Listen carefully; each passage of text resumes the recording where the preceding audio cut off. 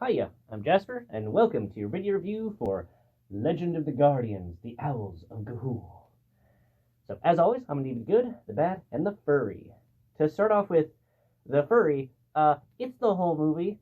So, it's a movie about owls, and they're owls, and they all speak, and from what I can tell from the entire movie, there aren't any, humans or anything in this world, and the owls speak to each other and whatnot, so there are a bunch of different species of owls, and I'm sure an ornithologist would be able to tell you exactly what species they are and the different aspects of them, but I'm not an ornithologist, so moving on.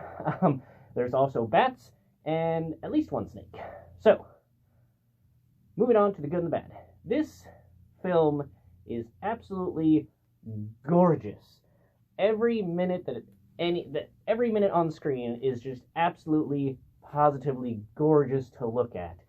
I mean, every animal and every scene just pops. It has this vivid, just really eye-catching style to it.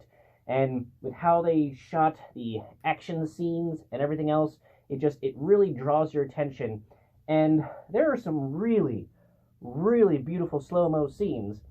And once it got to the credits, and I realized that Zack Snyder directed this film, I was like, oh, that makes total sense, because Zack Snyder knows how to direct slow-mo sequences to look just absolutely amazing.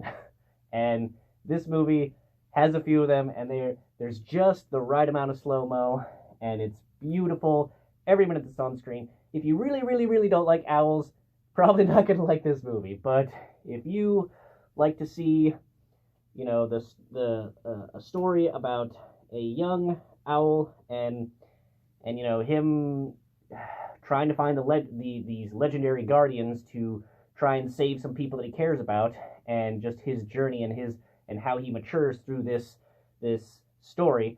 I mean, it's not necessarily the most groundbreaking of story arcs, but just how the individual plot elements are implemented in regards to using owls to do it, I think adds enough of a difference from your standard story arc for your hero character to make this interesting.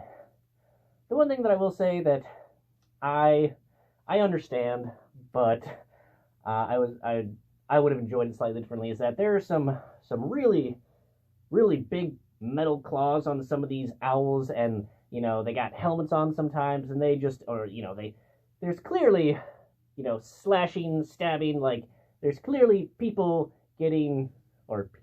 owls getting killed and getting, attacked and whatnot. And this is like a G or a PG movie, so they don't show any blood whatsoever, and it seems like they have to, cut around some of what would be the really deadly slashes, and so it kind of throws me off sometimes, because I'm like, okay, you're doing all this amazing fighting, and then suddenly one of you just, falls down because you died or you lost. But, you didn't get to see the blow that really makes that make sense, But, it's clearly designed for a G or a PG level movie, so they can't show too much, and I understand that. But that's just where I'm coming from. The other thing, the first time that I watched this movie, that annoyed me was that while there is a lot of great music in this, just absolutely excellent songs, I've loved listening to some of them long after the movie, but the trailer song, the 30 Seconds to Mars song that was heavily featured in all the trailers that I saw before I saw the movie, is nowhere to be found actually in the movie. So it's in the trailer, but not in the movie, especially with all the other pop-ish songs that are used in this film. I was really expecting them to use it, and it's not even in the end credits. So that was a little disappointing for me. So just, if you end up watching a trailer, just understand that particular song, not going to be in the film.